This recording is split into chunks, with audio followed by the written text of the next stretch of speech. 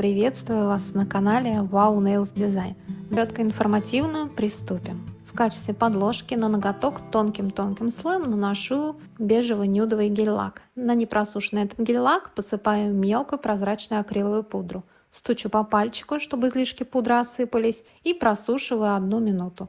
Затем тщательно жесткой щеточкой очищаю от остатков пудры. Так гель-лаки не будут растекаться, никуда затекать, и градиент буквально в несколько движений ляжет идеально плавно и ровно. На палитру нанесла тот же бежево-нюдовый и насыщенно черный с таким красивым мелким шиммером. Круглой кистью шириной 2 мм, ей же и выполняю градиент, наношу гель-лаки. Наношу сначала бежевый, чуть больше, чем наполовину ногтя. Кисть обтираю и набираю черный гель-лак с шиммером, наношу его с правой стороны. Наношу сначала вдоль бокового валика, буквально пару-тройку миллиметров, и дальше уже растушевываю, захожу на этот телесный бежевый. Таким образом, буквально несколько движений, и у меня получается ровный плавный градиент. Тонкой кистью, если это необходимо и где необходимо, докрашиваю нюдовым и черным. После чего градиент просушиваю 1 минуту. Далее мне понадобится стемпинг. Буду использовать вот такую вот пластину для стемпинга Fashion.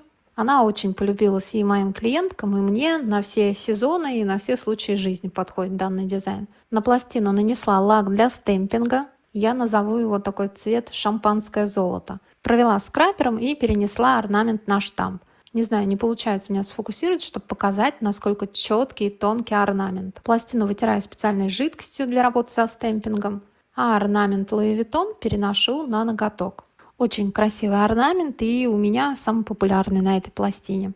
Лак этот не нужно сушить в лампе, он буквально за несколько секунд высыхает на воздухе. Далее тонкой кистью страйпер и ультрабелым плотным гель-лаком прорисовываю френч. Потом уже я попробовала другую последовательность, и мне она понравилась больше. Я сначала сделала градиент, прорисовала френч, просушила его и уже потом отпечатала стемпинг. Где зашел орнамент на френч, я его просто вытерла и все. Таким образом, если вдруг вы ошибетесь, нарисуете френч неровно или что-то, вам не придется переделывать и френч, и стемпинг. Френч хорошо просушиваю и перекрываю ноготок матовым топом, слегка выравнивающим слоем.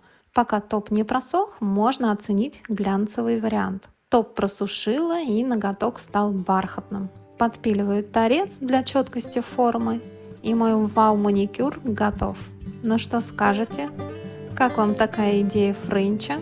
Чуть позже в Instagram выложу фотку этого градиента с френчем без стемпинга и жду ваших комментариев. Понравился ли вам матовый вариант или сделали бы глянцевый, или вообще бы убрали этот стемпинг.